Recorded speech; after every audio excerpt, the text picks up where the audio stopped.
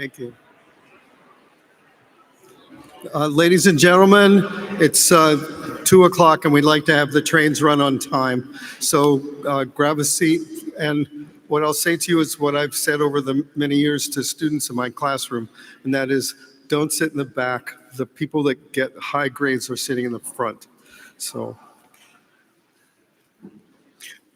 welcome to this memorial for Hani Mahmassani. One of the things that occurs to me is looking at you and talking with you and seeing so many people that we know, is that this is one of the things that Hani Mahmassani did for us, and that is he brought people together for special times and for good times and for benefit of all. So we're grateful for that. I'm Joseph Schofer. I'm a professor of emeritus at Northwestern. I think a lot of people may know me or may have disliked me over the years in the classroom. I would say that Hani's passing was a devastating loss for each of us in different ways. And we'll share some of those ways this afternoon as we hear people talk. But I want to encourage you to use this gathering to celebrate what Hani left us. He was our colleague, he was our teacher, he was our cheerleader, he was our mentor, he was our role model. He was a friend with whom we shared many joyful times. Hani showed us the value of hard work, of doing the right thing, and of doing things better. He led us to creative solutions to hard problems. He has the ability to recognize the problems that were important. He also showed us how to enjoy life and how to love the people around us. And that's another reason why we're here together today. He made everyone that he touched a better scholar, a better practitioner, a better person. And it is our responsibility, and what I want to say to you, especially to the students or recent students that are in the room, it's your responsibility to take the gifts that Hani gave us and to pay them forward to the benefit of those people who will no longer be able to learn directly from him. Now we want to hear from a few of his friends and colleagues and students and family members. We've organized that, and they're listed in your program. And it occurred to us as we put this event together that we could have filled the afternoon with people who have good memories of Hani to share. You'll have an opportunity to do some of that in the reception that follows. So I'm going to introduce the series of presenters. Everybody's allocated 5 minutes, and I have a stopwatch. And I'll try to keep us on track so that we can move on with the day. So we're going to start with Christopher Hsu, who's the Dean of Engineering at Northwestern. Recently joined us, and welcome and thank you for doing this. Thank you very much, Joe. Thank you to all of us for joining us today.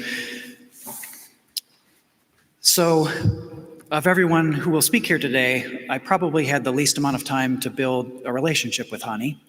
I did just start here 2 years ago, as Joe noted.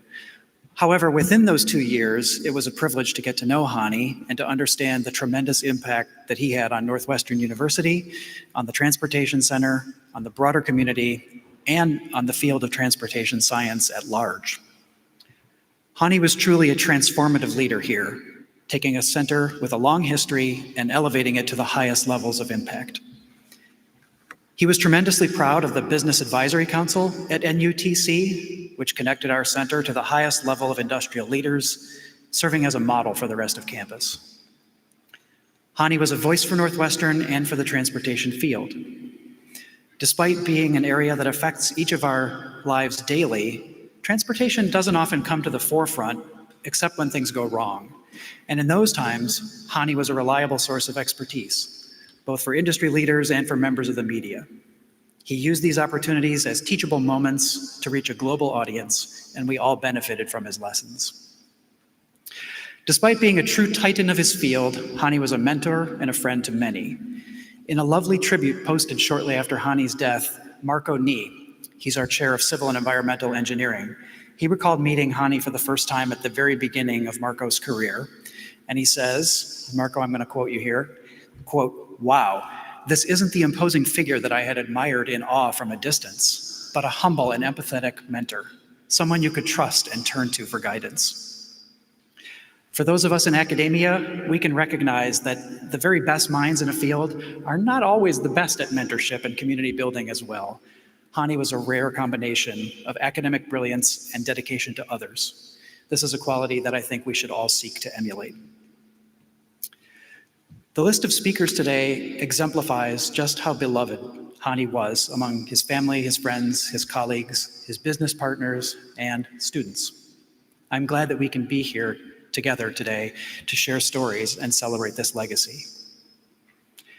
It is my honor, it is my privilege to represent the McCormick School of Engineering. And to Hani's family and friends, I hope you understand the tremendous impact that he had on all of us in McCormick and at Northwestern. We look forward to continuing his legacy of excellence. Thank you.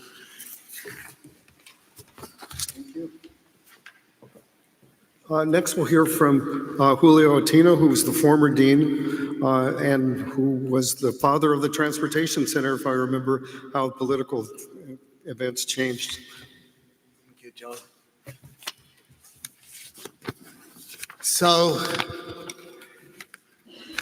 when I became dean, I inherited what people in academia call challenges. Well, at least that's what the provost and president told me. And how urgent those challenges were, represented by the fact that I took over in April, not in September, like anybody in academia does. And one of the things that they gave me, kind of restored to former glory or something like that, was the Transportation Center.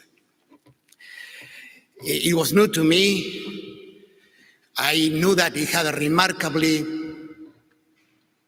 powerful advisory council, but navigating this complex terrain, I had one person to help me on the academic side, and that was Joe Schofer.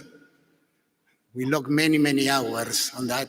And on the business side, Justin Subrot, who is in there. We logged many, many times on coffee houses in Glencoe and Wilmette talking about what to do. So high on our priority list was to find someone who could restore and build the center. And that's when Hani materialized. It took us a while to find Hani. And he started in September 2007, as proper academics do. We all had to dress carefully for this occasion, and Hani would have wanted nothing less, okay? I don't know how many of you are devotees of Agatha Christie's Hercule Poirot, but the first time I met Hani, I felt as if I was talking with Hercule Poirot himself. Very precise, meticulous, but unlike the famous Belgian detective, he proved to be a very good manager. I do not know if he came with that or grew into that, but he devoted perfect attention to that, maintaining relationships as much as he did to his perfectly knotted tie and even the Armani cologne that he will precede him, okay? But unlike Poirot, he was a gifted manager, as I said, and without really, I never saw him flustered. Without visible effort, he was able to keep things on balance, each thing receiving the attention that it deserved. At some point, my colleague, co-author, friend, Bruce Mao, had a project with the Saudis. And in a conversation, eventually Hani was enlisted for this. The project was reimagining the flow of people into the holy city of Mecca. I know that Hani designed an agent-based model involving more than 1 million figures with different characteristics. And I don't know if it was Hani or Bruce, but this kind of gives the level of ambition. They said, let's not design this for the next 10 years, they design it for the next 1,000 years. And that was the scale of Hani's ambition. And I was told by Bruce that even in Mecca, in the sweltering heat, Hani wore his jacket and tie, all. So I was delighted when Hani was elected to the National Academy of Engineering 2021, a clear recognition that his work had been not only significant, but influential on a national and international scale. Yet, unlike, I'm reflecting on the comments that Chris made before, I never detected in Hani any visible desire for recognition. He did the work. I assume that he assumed that the recognition will follow up. I don't know if he ever looked at his Wikipedia page. In the Wikipedia page, it correctly states that he was a William Patterson professor and director of the Transportation Center. It notes a joint appointment in industrial engineering and managing economics and decision science, but somehow it overlooks to note that he had an appointment in civil and environmental engineering. So today, remember a colleague who brought both intellectual rigor and personal elegance to everything he touched. Someone who could envision solutions for the next millennium while ensuring that today's details were perfectly executed. Hani understood that excellence is not just about the destination, but about traveling with precision and style. He would have expected nothing less from us as we carry forward the work that he so loved. Thank you. Thank you. Next, we have Brett Johnson, who is a long-time associate director of the center and now interim director.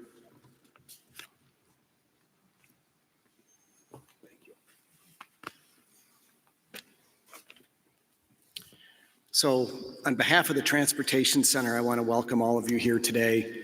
On behalf of the current and the former staff, Andrea, Catherine, Taurine, Marinko is with us today, as is Rebecca Weaver-Gill. And if I missed anybody else walking in, my apologies. But on behalf of all of us, I want to extend our sincere condolences and love to Hani's family, his friends, his colleagues, and students, current and past, that are here with us today. So welcome. I worked with Hani almost 16 years to the day. There's a lot of synergy there for me. And I have to tell you, as you've already heard, I really didn't know what I was getting into when I showed up with this impeccably dressed man every day who sent emails until 4 a.m. And but I think most of you know this. So it was an adjustment in a way for me. But one day he introduced me to Professor Pablo Durango Cohen, and he introduced me as a real engineer. Because I'm a mechanical and an aerospace engineer, and he referred to himself as a mathematician and a physicist sometimes. So I knew that he accepted me for who I was, and I really appreciated that, and I think he does this for many people. So I'd just like to share just a couple of different anecdotes.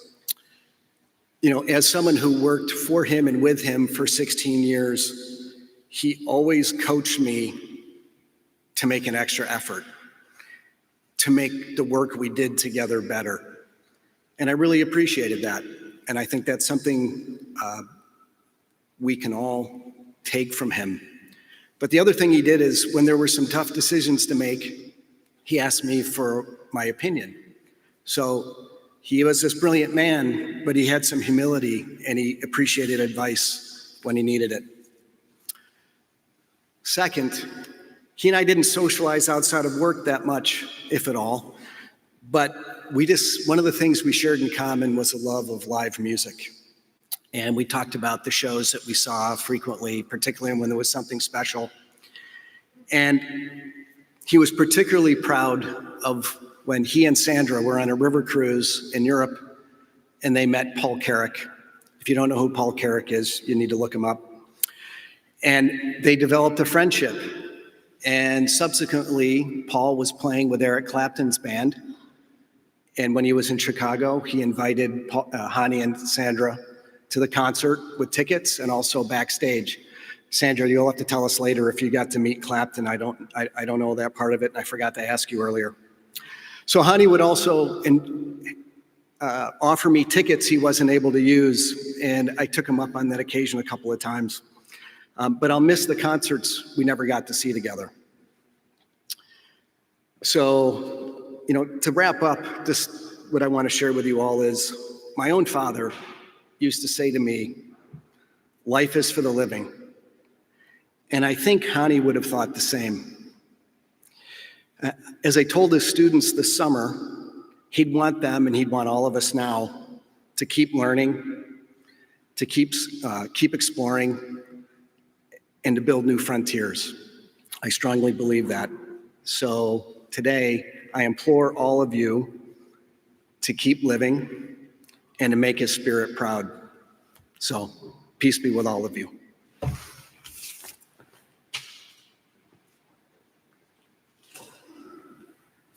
Next, we want to hear from Hani's son, Amin Mahmassani.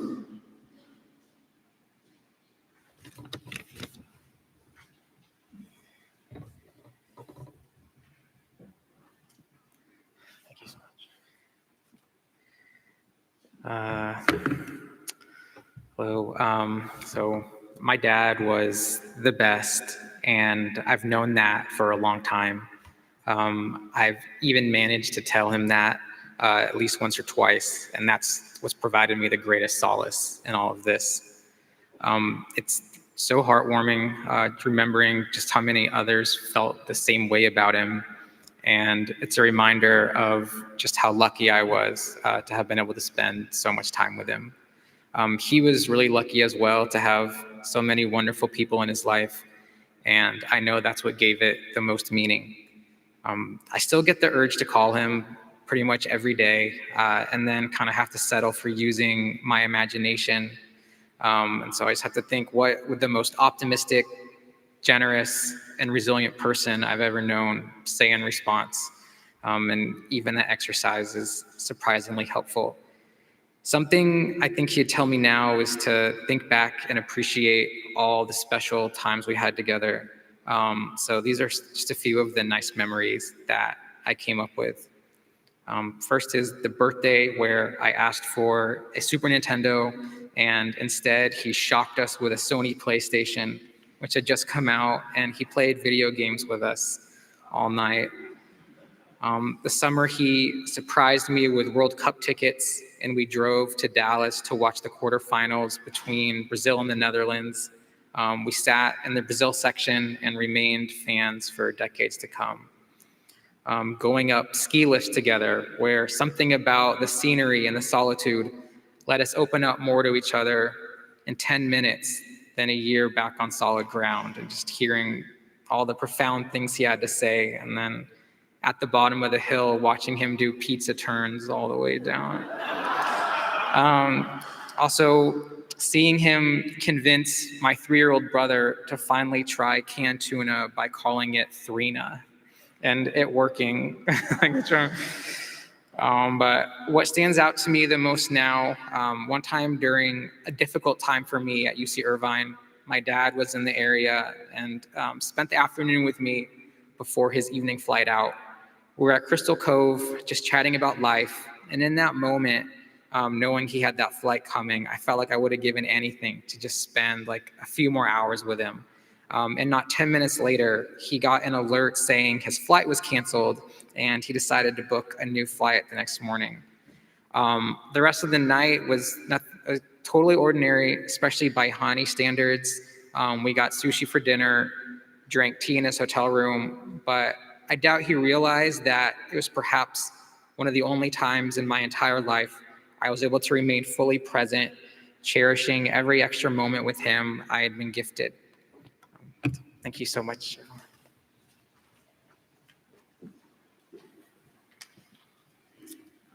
Thank you. And next, Karen Smilowitz, who's professor of IE and MS and the Kellogg School, and now associate provost of Northwestern University.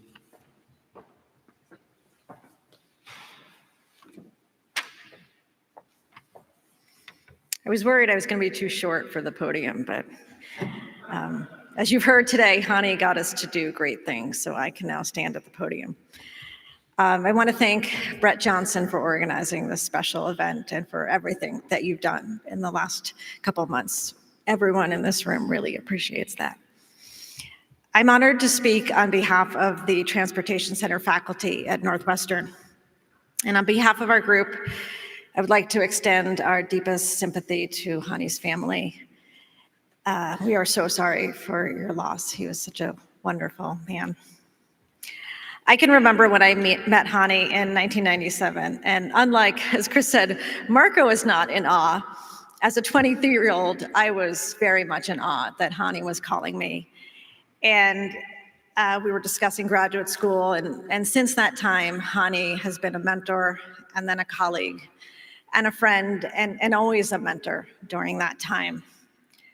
When Hani came to Northwestern in 2007, as you heard from Julio, he had a big vision for the center, and he more than delivered on that vision.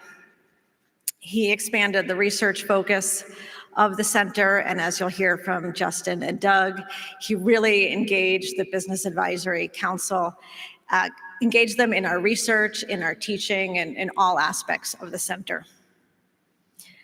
So looking around this room, I see what Joe alluded to, of friends, family, former students, colleagues from all over the world. And that is really what Hani did, is he brought everyone to Northwestern through recruiting excellent students and organizing conferences and workshops, hosting seminar speakers, throwing great parties that mixed his academic family with his real family. Hani made Chambers Hall a home for transportation at Northwestern, for his students, and for those of us who are fortunate to be his colleagues. For many of us colleagues, we were here at Northwestern and at the Transportation Center before Hani, but it's been really hard for us to envision what the center will be like without him. As you've heard, Hani had endless energy, and he always pushed us to do more, to apply for that extra grant, to offer to host that additional conference at Northwestern, and it went beyond that. And so I also have an airport story. I mean, it's a little different. Hani and I were boarding a flight once on United, and Hani discovered my less than impressive status on United. And I can remember Hani looking at me and he said, "You're only silver?" I am this close to platinum now, and I just wish I could tell Hani.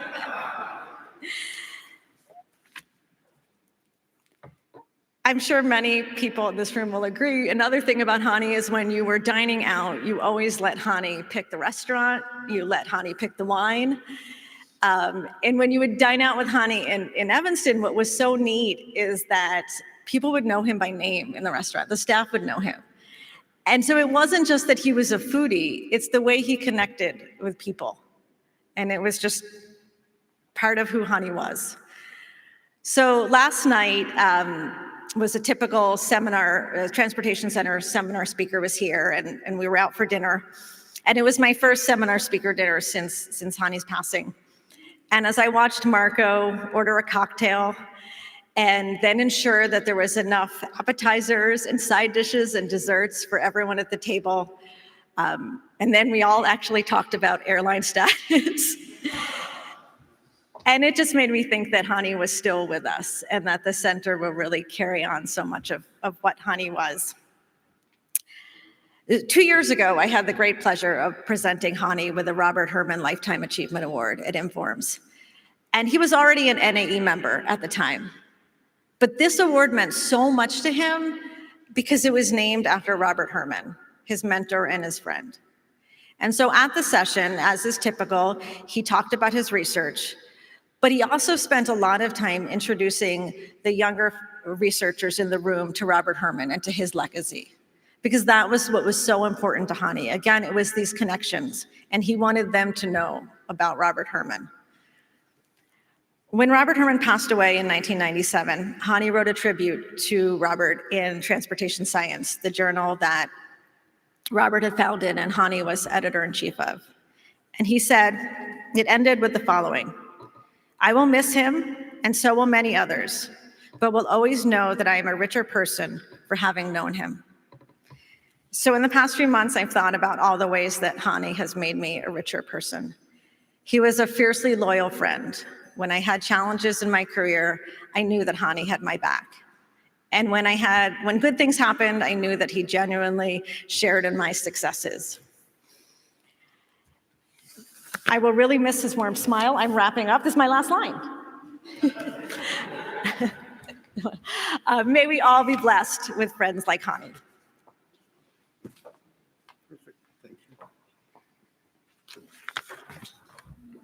you. Next, I'd like to introduce Nigel Wilson, who's emeritus faculty at MIT.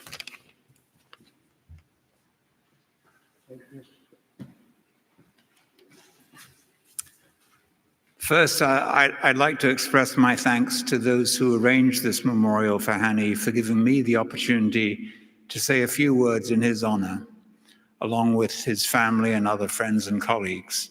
This means a great deal to me. I have known Hani for over 47 years, since he arrived at MIT to begin his doctoral studies, and over this period, we have become close, both professionally and personally. Indeed, I regard Hani as one of my closest friends. When Hani arrived at MIT, he already had a clear goal of becoming an academic with a broad vision of how he could both influence the practice of transport planning and advanced transport research. At MIT, Hani was part of a golden age of transport doctoral students, many of whom went on to become leaders in top universities around the US and internationally, several of whom are with us here today. Hani stood out even in this elite group. Hani grew up in Lebanon in very challenging times, and perhaps this helped him to deal with the sometimes fractious nature of the MIT transport faculty at that time. Nonetheless, Hani developed long-standing professional collaborations and close friendships with a range of those faculty, helping lay the foundation for his major subsequent contributions to so many different facets of transport research, from travel behavior to traffic, transport, and network flow theory, not to mention his leadership roles and recognition from a full spectrum of international associations. Hani became a great teacher and mentor, as well as a great leader, because of his intellect, character, and life experience. Hani's dedication to his work at literally all hours of the day is also the stuff of legend. Faced with a pressing project or dissertation issue discovered during the daylight hours, Hani was known frequently to bring the team back together at 1 or 2 a.m. for another highly productive, free-flowing search for solutions. These meetings are still remembered fondly by the individuals who participated fully 30 years later. But even at these unconventional times, Hani never lost sight of the personal side of his students and colleagues, making him a great friend as well as a role model for all who knew him.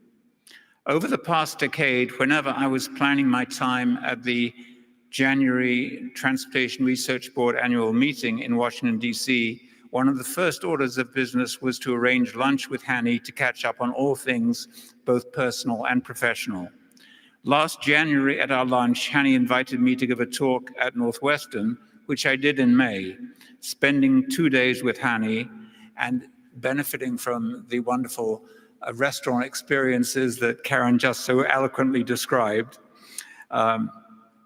spending 2 days with Hani, and I'm very grateful to have had that opportunity to enjoy his friendship, sadly for the last time. My annual reunion with Hani was always a highlight of the TRB week for me, and is just one small example of how greatly I valued our friendship and how much he will continue to remain in my thoughts.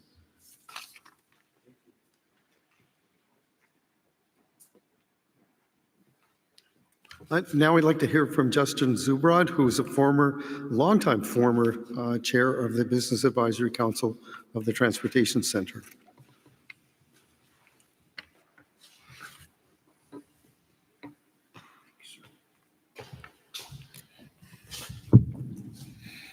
One thing I've learned about working with Joe is I'm going to face this way. So when I run over time, I can't see him standing up and letting me know I'm out. So my name is Justin Zubrod. I'm a graduate of both Kellogg and the Transportation Center and a member of the Advisory Council, the Business Advisory Council. I spent most of my adult life in transportation, in management consulting, on different continents around the world. Now I run my own firm. I served Hani's predecessors, many of whom I was very close with, Aaron Gelman, Bob Gallimore, whom I had known well. I was on the BAC at the time when the search for the new leader began, but I was not part of that. The search bogged down. We reported to a research department, which was awkward and different and triumvirate. And the center had gotten into some financial difficulty. So I was asked to get involved. In addition to our many missteps, the universities, as most organizations do, found a way to make it more complicated. We were about to get kicked out of our building and about to lose space and so forth. We even shared a building with the traffic department at one point, for those of you who remember. But Hani and I shared a heritage. I graduated from the University of Maryland, and so they asked me to get involved, and so I went back home to Bethesda and met Hani at the cafe at the Hyatt Regency Hotel for lunch. We spent an easy 3 or 4 hours together in the cafe talking about nothing but transportation, war stories, people we knew, events in the industry, and what was going to happen to the future. It was an easy several hours together, setting a pattern that lasted for the last 13 or so years. We talked about the industry we both loved and earned our living in. His initial task was to sell me on Hani. My task was to sell him at Northwestern, and I think we both succeeded. Later, I served for 8 or 9 years as the chairman of the BAC under Hani. I came to respect him not only as a thought leader in transportation, particularly in the systems area, but as a popular teacher and a strong representative of Northwestern. Importantly, he was a true leader of young people. People say that a lot, but if you watch and work with Hani, that's exactly what he was, and what he got tremendous joy out of. He was so interested in passing his knowledge on to people that were committed to our field and did it regularly. He invested a lot of his time, not only in teaching, but in mentoring. We had a tradition within the Business Advisory Council of we'd invite all the students to come on the last day of our meeting for lunch. Yes, it was a free lunch and they had a reason to attend, but we'd line them up on the wall. And I think, Julio, you knew this, and we always used to say that we should judge our success as a BAC in working with Hani by how many people lined up on that wall for lunch, free or not. We started out with 4 or 5, and I think we're running about 20 now of people from the university, PhD, masters, and just friends of the center that would line up, yes, looking for a free meal, probably looking for a job from the members of the BAC, but they were there because Hani had invited and insisted they be there. Importantly, when they sat down at lunch with us and talked to us, and they talked about their research, invariably they'd mention Hani was key to it and involved in it. And I think I read in one of the papers the other day, he had 75 students, PhD students that he can count as being directly involved in, and so forth. Those same skills of being a valued teacher, mentor, a skillful teacher, a thoughtful colleague, and a friend also led him to build strong relationships with the senior executives, not only on the BAC, but the center's faculty and staff and within the Northwestern community. In addition, he found and brought to the center the real WD-40 of the program, Brett, who kept us all working and busy and active and continues to do that today. We thank you for that continued leadership. There was no kinder or thoughtful man. When Millie was still with us, he also was an active member in the Chicago community, whether it was restaurants or shows. My wife and I saw them one night at a Carole King concert downtown. And at one point in the concert, I was turned around to see if he was still there. He was there and he was singing. It's something I never do at a concert, never would do, but Hani was singing. Hani was singing. During our time together, he also built a freight education program for executives and students to teach them about our business, a passion of mine to pass it on to people that weren't in graduate school or getting PhDs or getting masters, but people that were in the field or interested in the field. Twice a year for 3 days, we would assemble executives entering the field in a new role or in the industry to learn about the latest trends, the industry structure, its economics, and across all the modes from rail all the way through to cargo express. Our faculty is made up of professors, faculty, executives, and other practitioners. The program's now in its 10th year, and I understand that we're going to continue the program going forward. I will miss Hani. We came a long way from the Hyatt Regency and Bethesda Cafe. We upgraded our meals as Hani style to the Capitol Grill in the Barn in Evanston. Importantly, he turned the transportation into an example of campus industry and academia for the whole industry, for the whole campus, and a thought leader worldwide in transportation.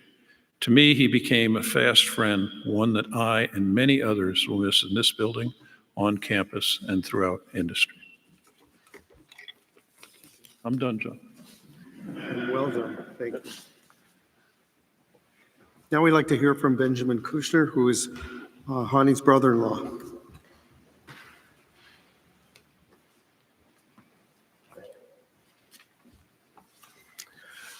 I'm going to read Psalm 121. This is a psalm I read to Hani in his hospital room.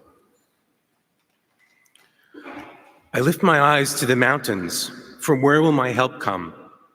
My help comes from the Eternal, maker of heaven and earth. The protector will not let your foot stumble. The guardian of all does not slumber or sleep. The watchful one looks after you, offering you cover at your right hand. The sun will not strike you by day, nor the moon by night. The timeless one will guard you from all harm and will look after your soul. Adonai yishmar tzeitcha uvoecha me'ata v'ad olam. The omnipresent one will protect you going out and coming in from now and forevermore.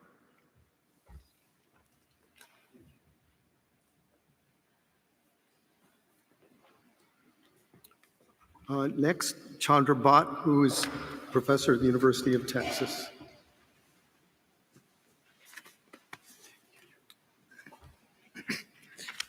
I had the pleasure of being a colleague with Hani at the University of Texas at Austin for 5 years. I will say that when Hani decided to leave us, we were not too happy for obvious reasons. But personally, I was thrilled when Hani took up the position here at Northwestern. For some of you who might not know, I graduated from Northwestern, and it just seemed like as though the institution was going to be in very good hands, and obviously it has been. Hani was a luminary of his time, our time, an extraordinary scholar who effortlessly was able to bridge the divide, if you will, that perhaps still exists between the demand and supply sides of our profession. He was well ahead of his time in thinking new ideas, new thoughts, a trailblazer really, shaping the very trajectory of our profession.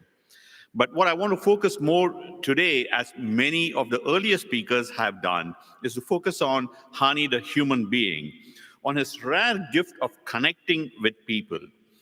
The one thing that stood out to me, he had a remarkable way with words. And that was not necessarily only in person. He could emote virtually. He could send you a message that would strike just the right note, just the right tone, and with just a perfect blend of empathy, comfort, and grace. And I say this because when my father passed many years back, Hani sent me a message, simple, very beautifully worded, that it stayed with me. I happened to be with my sister at that time, and I shared his message with her. And when Hani passed, I called my sister to tell her the sad news. And the first thing she said wasn't he the one who sent that beautiful message when Dad passed? She remembered it instantaneously. And that's the kind of impact Hani had. His kindness imprinted itself instantaneously. You know, they say that a person's life is best measured not by accolades or titles, but how deeply they touch the lives of others.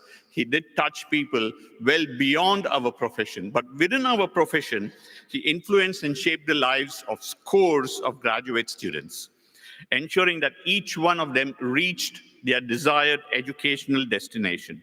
He brought indefinite energy, and I've seen that in my 5 years with him, seeing him work with graduate students and well beyond, even after he left the University of Texas at Austin. Fierce passion. And as I shared at Hani's IATBR lecture event at the University of Texas at Austin, we had the privilege of hosting Hani just about 6 months back at the University of Texas at Austin. His students held him in such high regard that they entrusted their own children to his mentorship.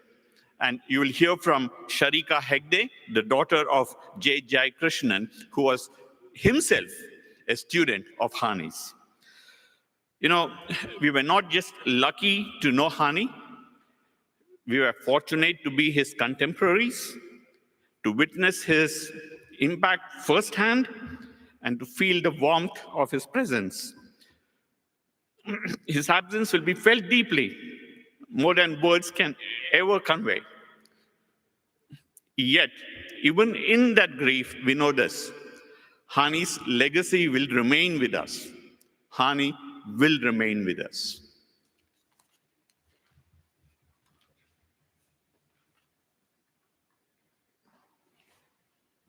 Next, let's hear from Doug Wagner, who is CEO of Echo Global Logistics. Doug, thank you.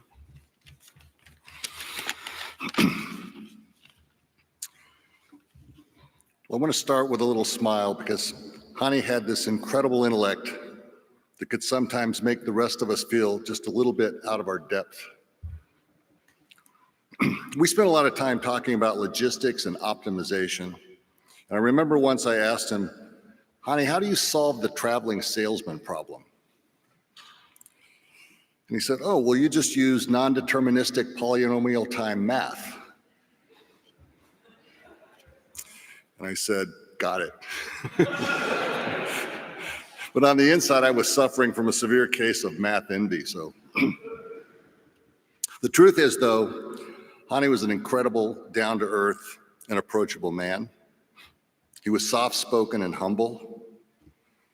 And we had countless conversations about supply chain and logistics and all of the complexities of our industry. And he never once made me feel inferior or out of place, even though I couldn't stand up with him intellectually. He was always eager to share his insights, but he was even more eager to listen. On a more personal note, we shared a love of music. Hani played guitar, and as a fellow musician, I always appreciated how he lit up when we talked about jazz and blues and our favorite artists and the best makes and models of guitars and amplifiers. It wasn't just logistics and numbers with him. He had a deep appreciation for creativity in the arts. And of course, his leadership at the Transportation Center was extraordinary. He had this rare ability to bring people together from different companies, different backgrounds, and especially students. He genuinely loved helping students succeed, and he poured his heart into their growth, not just professionally and academically, but as people. We will all miss him deeply, but we will carry forward his legacy in the lessons he taught us, in the curiosity that he sparked, and in the kindness that he always showed everybody. Thank you.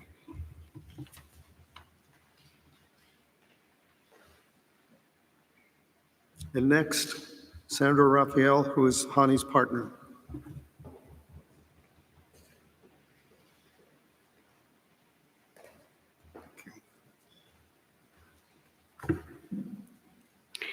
Hi, everyone. My name is Sandra Raphael, and I'm very grateful, deeply grateful to be here with you to honor and celebrate our beloved Hani.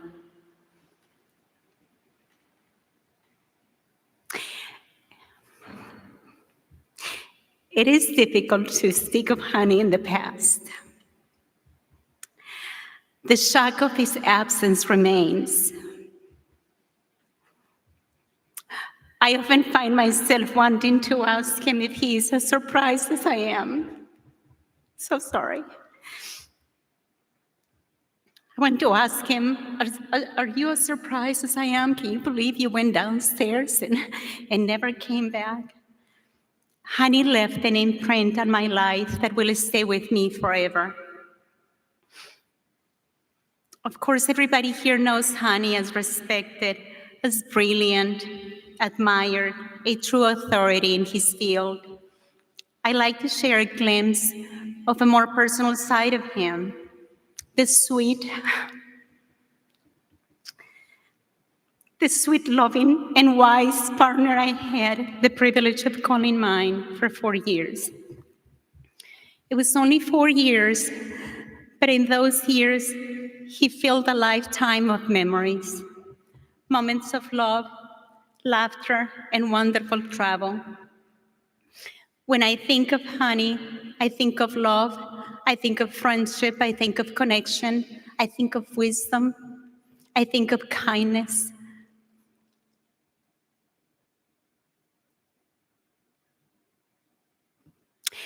Hani carried thoughtfulness and gratitude into every part of his life.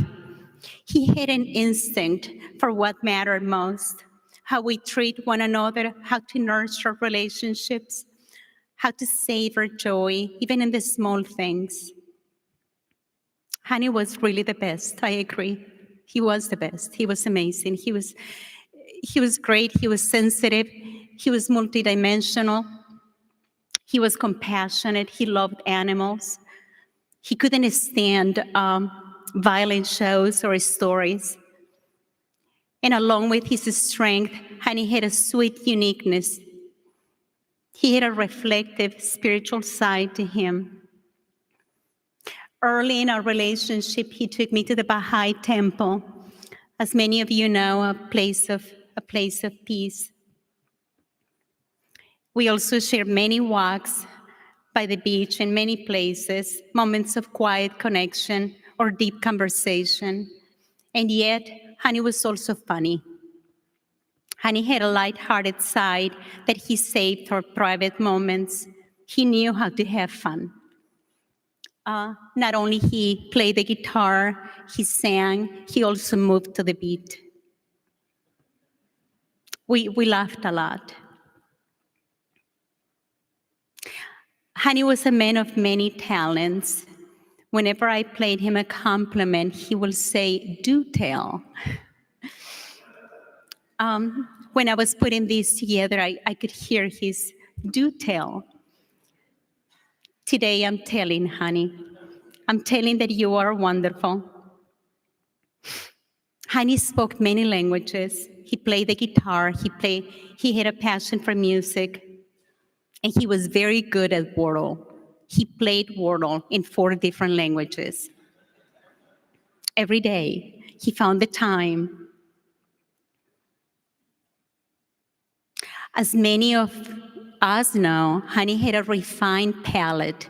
He had a rare gift for combining flavors, identifying and balancing foods and flavors. Many of us happily let him take over at restaurants because we knew that he could transform any meal into a 5-star experience. He was awesome.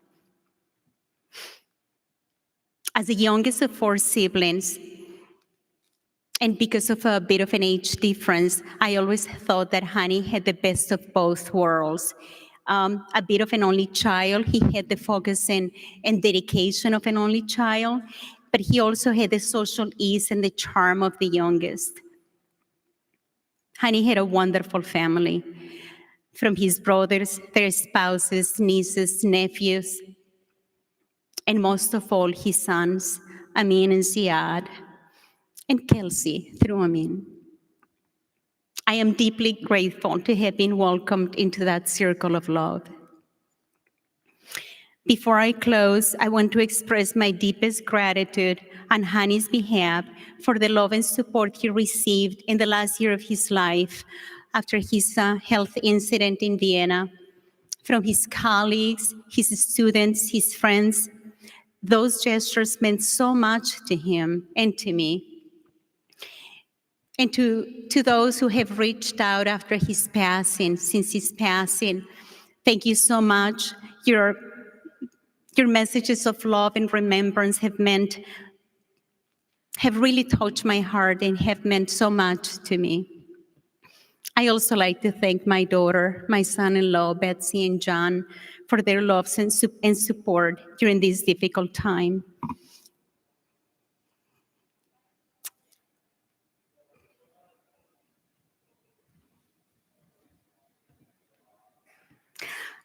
I want to say this. I miss Hani every day. These moments have been painful, but I pray that his beautiful soul rests in peace, and at the same time that he remains with us until we meet again. Thank you for letting me share my love for Hani. I love you, amor.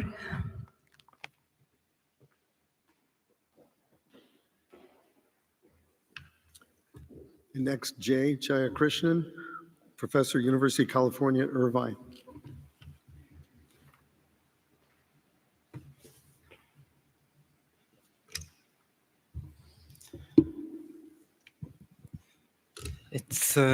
I'm Jay Jayakrishnan, one of Hani's earliest students, and I'm representing many of his students also here. It is difficult to talk about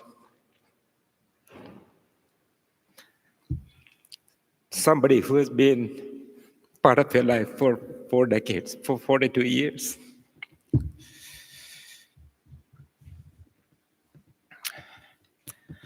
It was in 1983. I was a 20-year-old, in the second or third year, I think, at IIT Madras in India, finding literally a name in a journal article that I saw listed. I never read the article, but it was one of his earliest articles. This was before I started corresponding with him. The paper was on, I'm sure none of you have read this paper, Incorporating Institutional Preferences in Transportation Investments. Has anybody read this paper? I know you have not, because the paper has only 2 citations, one each by the 2 authors.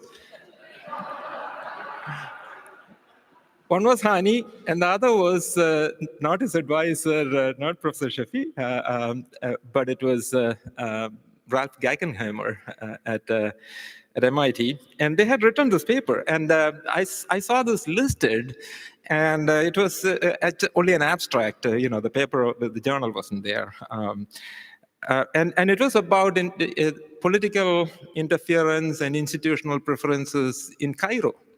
Now, I was this young student wanting to improve the transportation conditions in India, and I thought, oh, political issues. This is the man that I should go study with, because I thought, Hani will teach me how to solve India's transportation problems. That never happened because I reached Texas, and I wanted to work on these topics for my PhD, and he said, no, you're not doing that. And I mentioned that because he had an uncanny ability to know what is good for you, not for him necessarily. He would know. That was the consummate advisor. He would know what is best for you. So he told me, no, you're not doing that because you will do all this research. It's great multi-criteria decision making, I know, but you won't be able to do anything in India with that.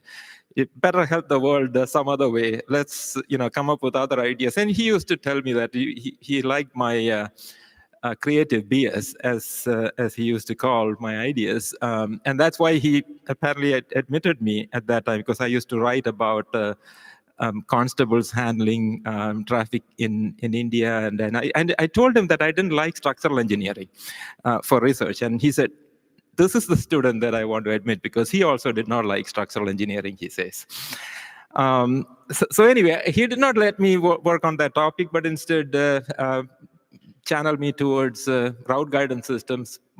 A decade before GPS systems were even available, we were talking about. And it ended up with one of his highest cited papers before Rally Racer's papers on autonomous vehicles came up much later. So I think he had a good sense that the topic that he wanted to work on was not good for me, because that had 2 citations. This is like 700 or something. So that worked. I also wanted to just mention a small thing which I had never told anybody. Another reason that I actually started corresponding with Hani was his name. His first name is Hani, which in Sanskrit and Indian languages means damage, harm. It's bad. And one of his earliest Chinese students, not Professor Ganglan Chang, I believe it was Professor Chi Chun Tong, I'll finish soon, who actually told me that his last name, Mahmassani, apparently in Chinese can be read as "I will kill you slowly." So none of the Chinese students had the guts to go tell him this. I actually did. I went and told him that, did you know that your name is, it's bad in Sanskrit, it's bad in Chinese. He had a good laugh about it, but we know that, his name really is not in any of those languages, and it means the perfect advisor, the perfect mentor, the perfect man to advise the whole world about transportation. We all learn from Hani, and he made all our lives better. He gave us all directions. We deeply miss him. All of you do, but Hani will live on. As Chandra said, he is still with us.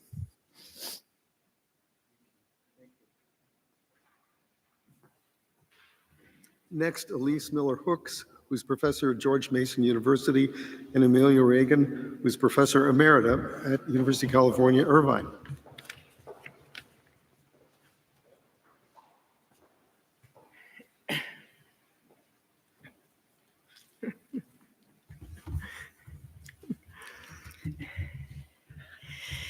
Elise and I are up here together because as office mates at the University of Texas over 30 years ago, we often traveled together to present the work we were doing with Hani.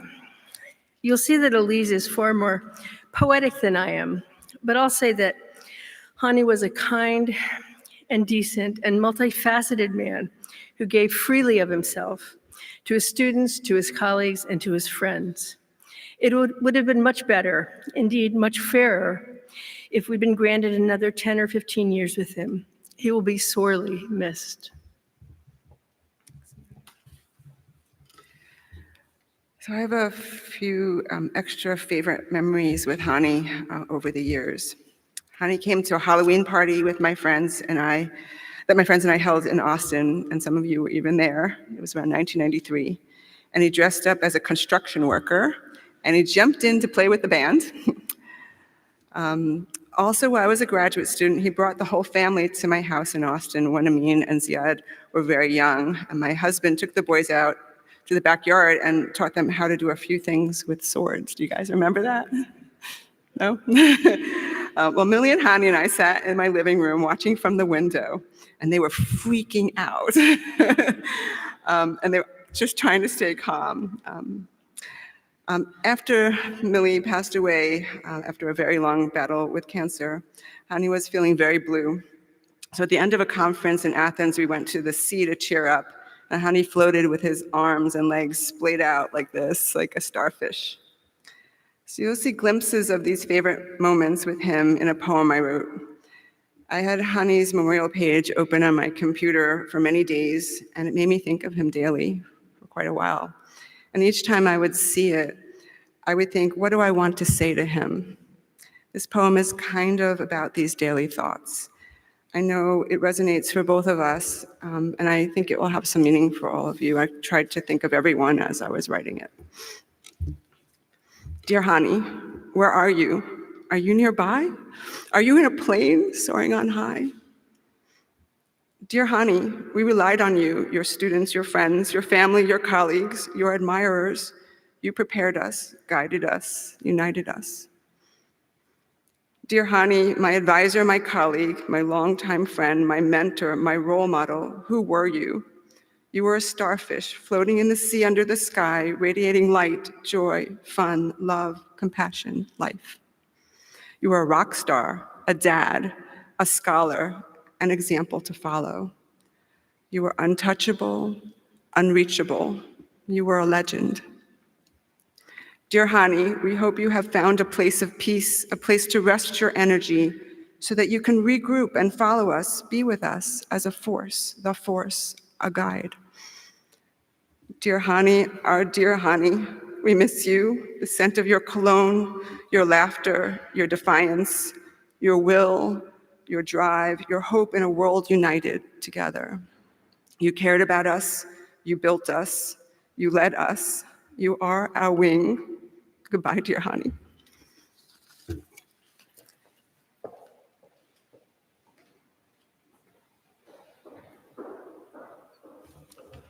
Next, Hoseb Abkarian, who's a former doctoral student and working now at Google.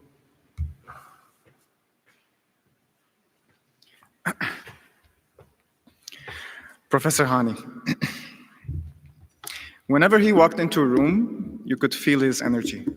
Calm, positive, cheerful, and full of purpose.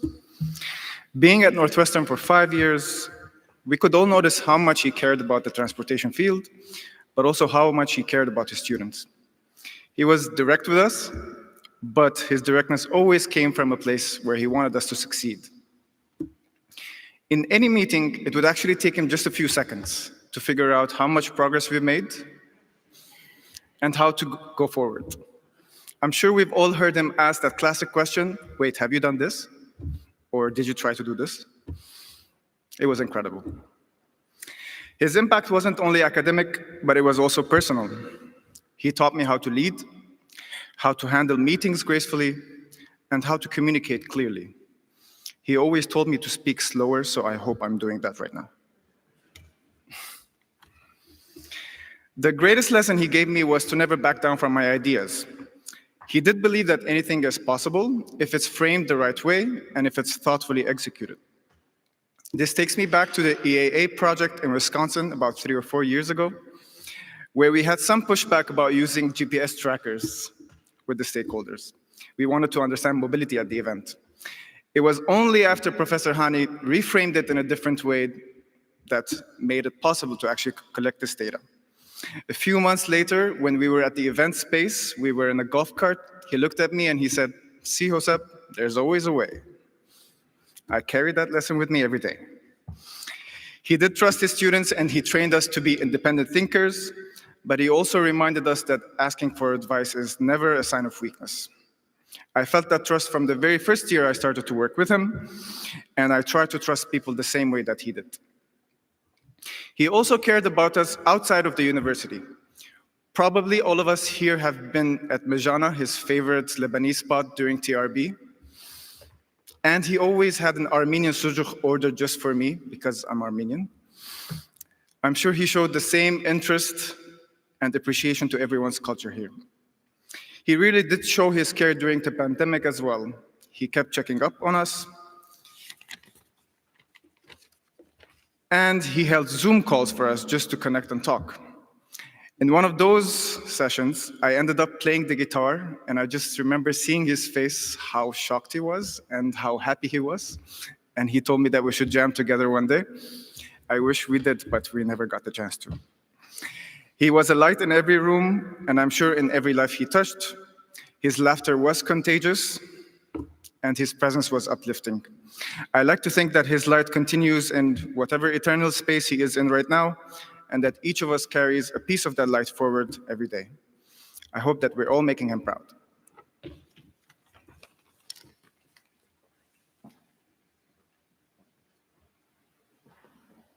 And next, Hani's son, Ziad.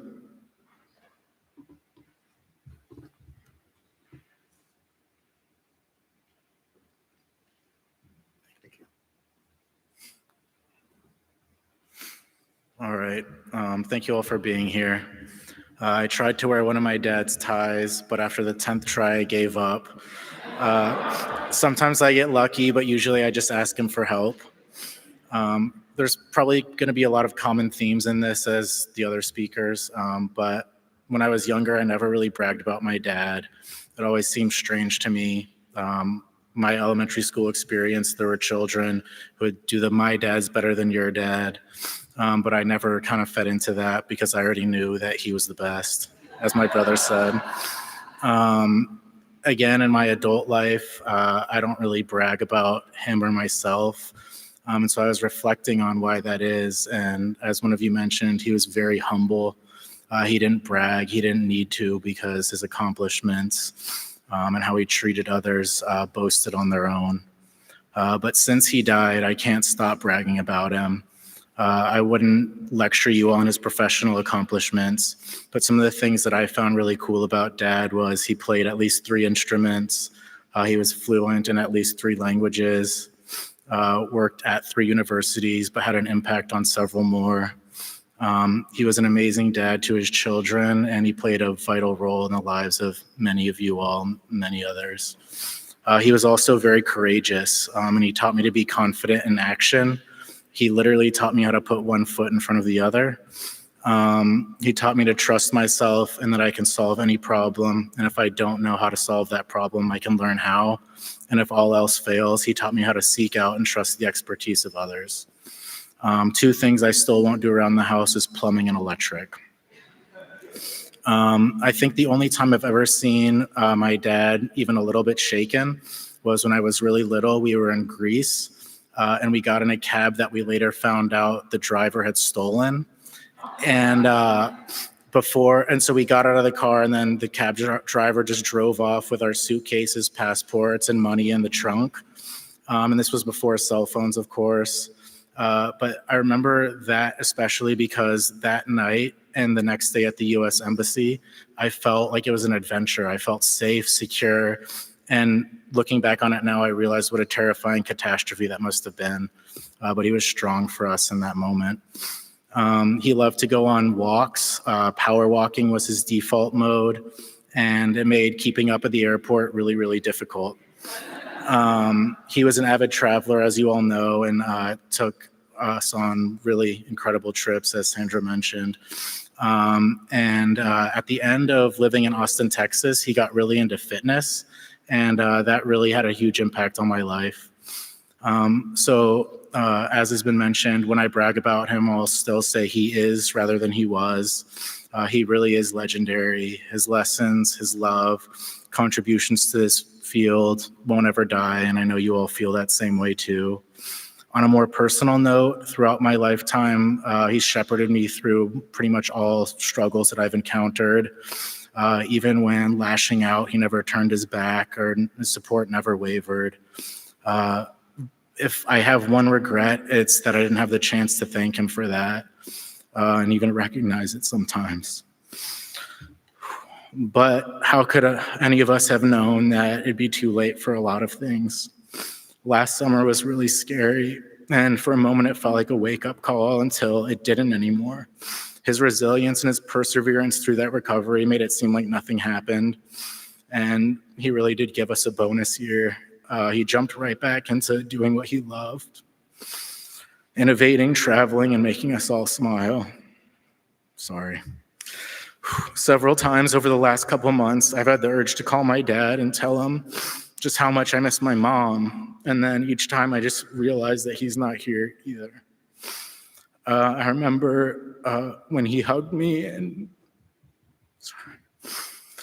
told me about my mom's cancer diagnosis and just how strong he was for us. And I have a lot of appreciation and admiration for the love and effort he poured into her care. And it was really impressive how he still managed to be there for you all in the transportation field and love and care for you all too. So one of my favorite feelings was granted was by seeing Dad's proud smile and hearing his words of approval. Many of you who have worked with and socialized with him know exactly what I'm talking about. And I had the chance to tell him that I was up for promotion at the beginning of summer. And that came through in September. And of course, I just want to pick up the phone, as my brother said, and be able to call my dad. But I wonder if any of you guys have called him lately just to hear him saying, please leave a message.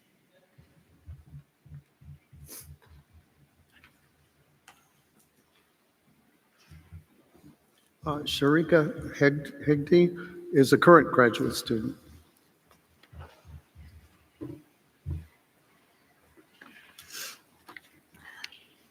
Hi, everyone. I'm Sharika. I'm a sixth-year PhD student here, and I'm also Professor Jay's daughter, as mentioned previously. As you can imagine, I have always known about Hani growing up. My dad would mention him often, usually with a story or some lesson.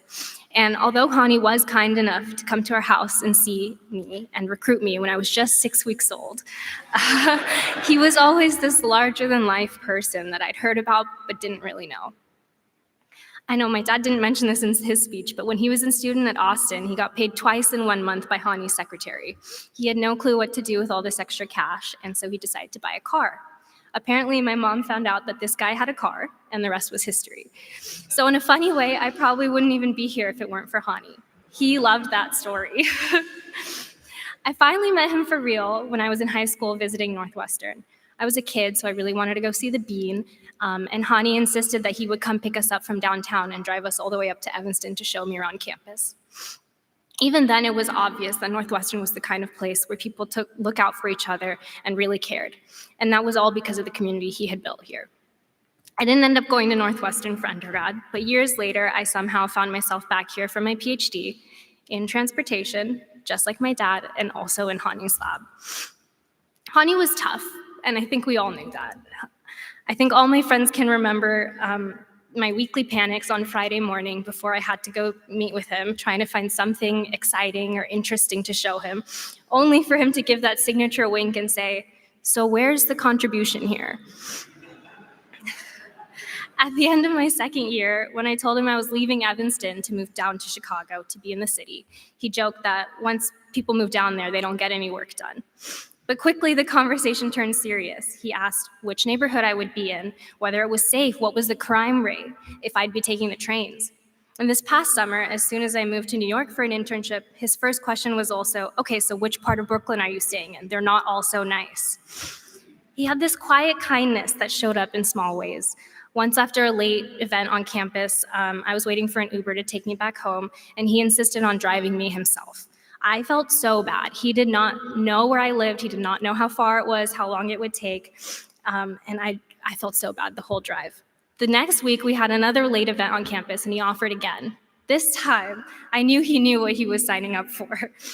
And that's when it struck me that he really genuinely took joy in helping others like this for nothing in return. That's what it was like working with Hani. No matter how demanding he could be about your research, you always knew he cared, like a dad who might push you hard but still make sure that you're okay. And since my own dad is also a transportation professor, I used to always joke that somehow I ended up with 2 dads and 2 advisors, both caring, both tough on research, and both forever asking if my neighborhood is safe.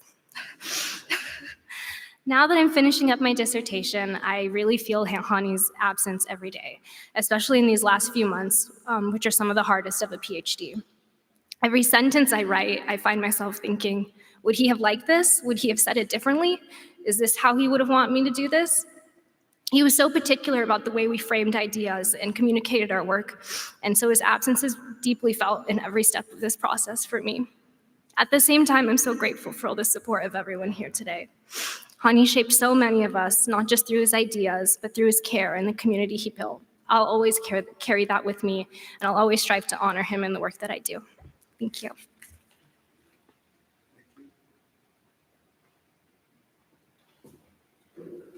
Patricia Mokhtarian is professor at Georgia Tech and an honored graduate of this institution. Welcome back.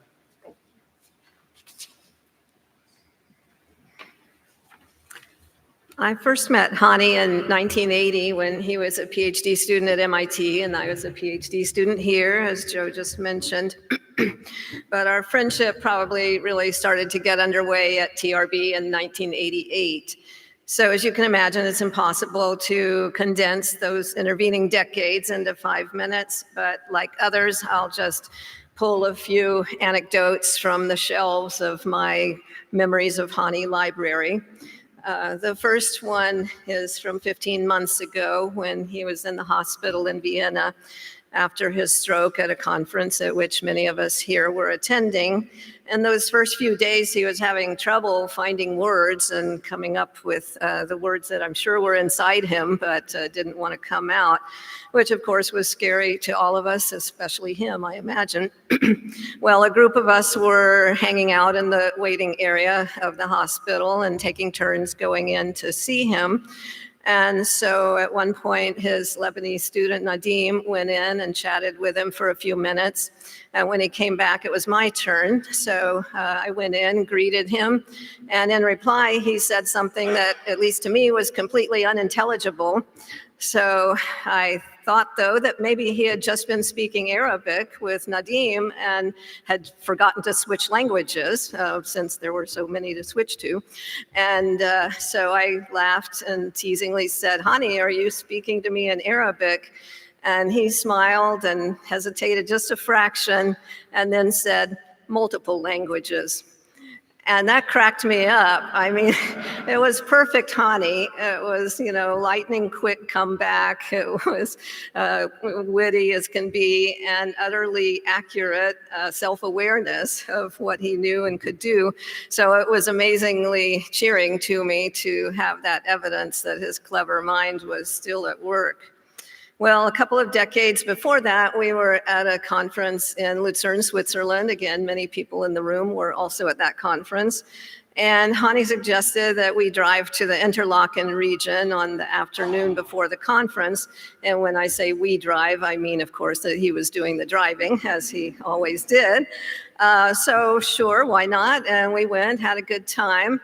On the way back, we were minding our own business merrily, and all of a sudden, the car behind us, which had until then seemed perfectly ordinary, suddenly sprouted from within its inner recesses, flashing lights and a loud siren, and lo and behold, it turned into a police car.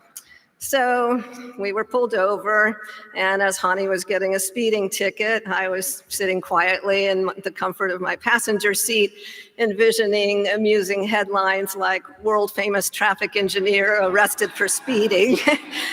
Well, after the officer left, Hani was not at all amused. He was fuming mad.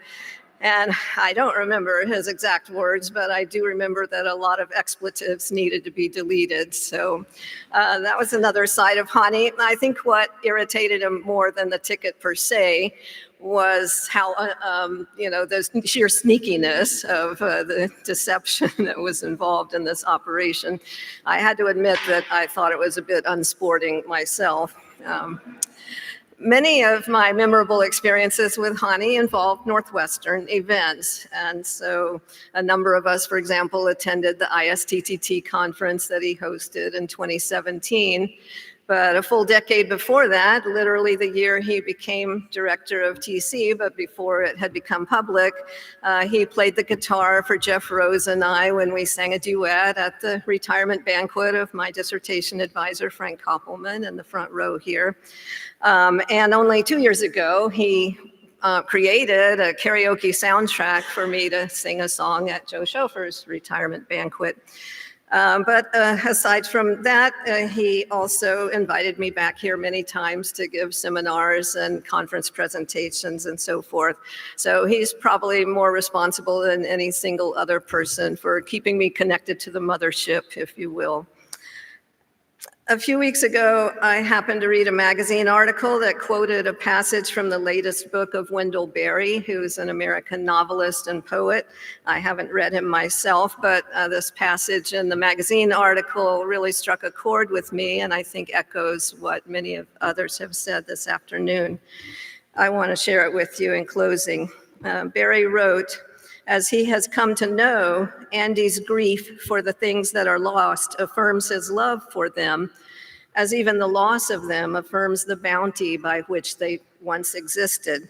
For in this world, grief goes hand in hand with gratitude." When I think of Hani now, it's with both immense grief and immense gratitude. He supported my academic career over the years with letters endorsing probably every promotion and many honors that I've received. I often asked his advice or just sought his wise perspective. He was so much a part of the fabric of my professional life that I still can't imagine TRB next January without him. No more 3 a.m. email replies, no new laughter, no more sightseeing adventures.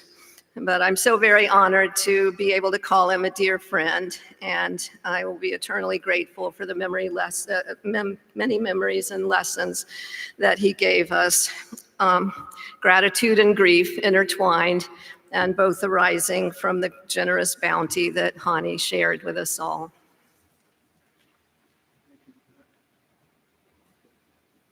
Now to bring it together, let's hear from Amin Howie, who is Hani's best friend.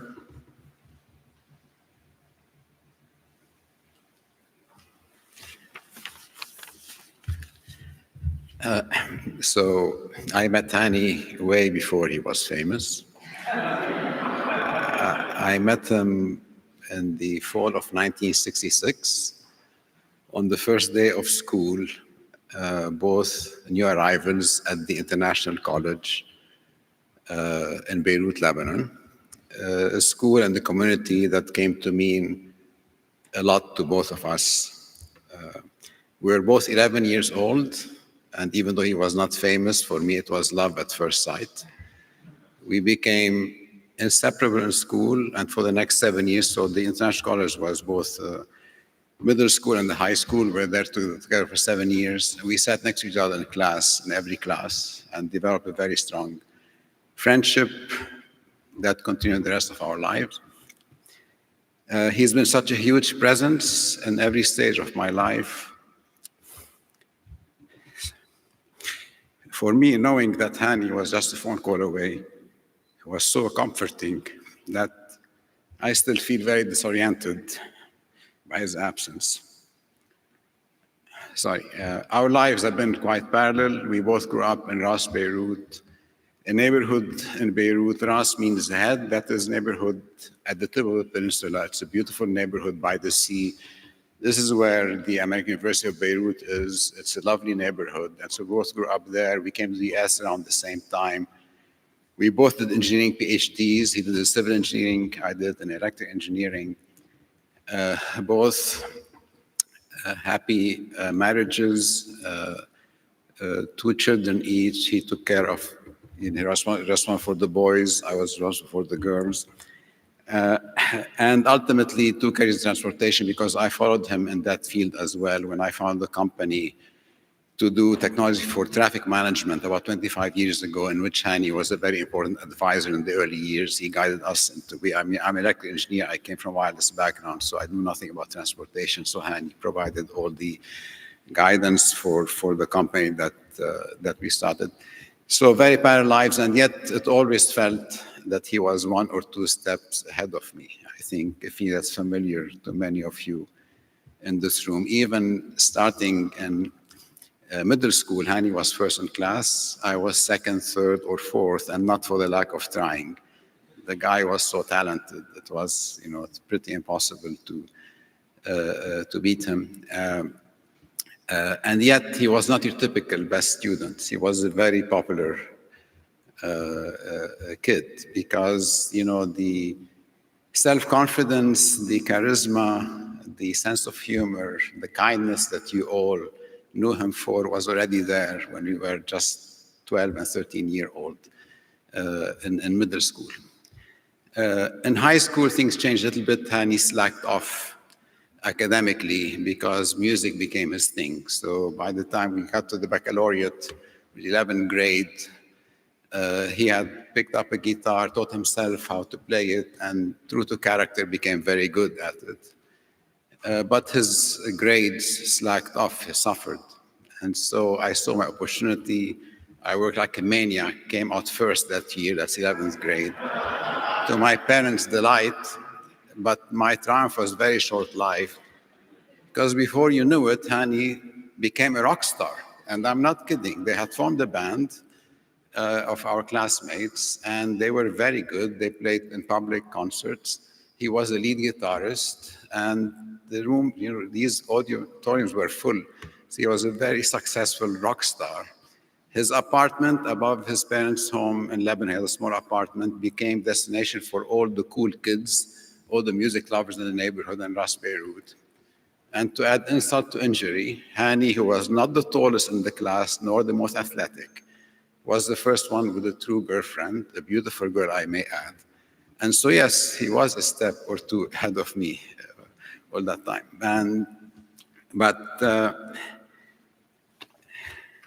So I would say his charisma, intellect, rock stardom notwithstanding, what really made Hani very special to many of his classmates in the class of 73 that, at IC, was how deeply he cared for them. So these high school years were blissful years in Lebanon. This was the height of prosperity in Lebanon. But then 2 years later, in 1975, the Civil War broke out. And like in a big explosion, our class 73 was propelled to the four corners of the world. Over the following years, Hani managed to stay in touch with almost everybody in our class, about 40 kids in that particular section of the graduating class. He kept up with their lives. He went out of his way to visit as many as he could on his globe-trotting existence. He organized reunions that he attended mostly in Beirut. He organized Zoom calls during the COVID years, and I know he quietly took care for some of our friends who were in need. And so it is that, true caring that made Hani so special.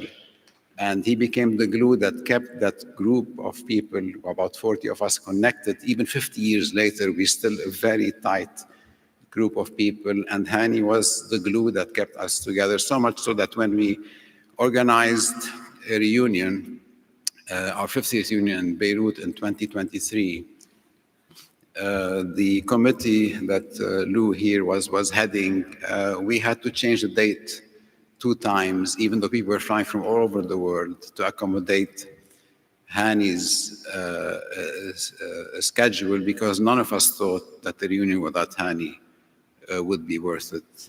I'll finish on a quick note.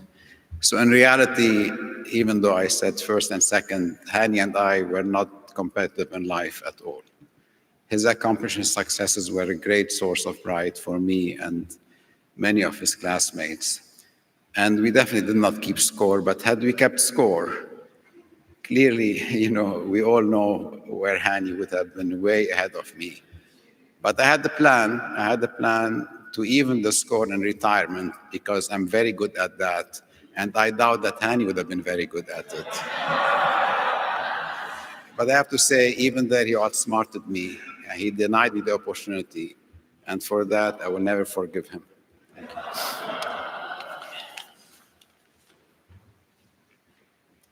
Thank you for those memories. Thank you all for sharing your journeys with Hani. Thank most of you for staying on time. I appreciate that.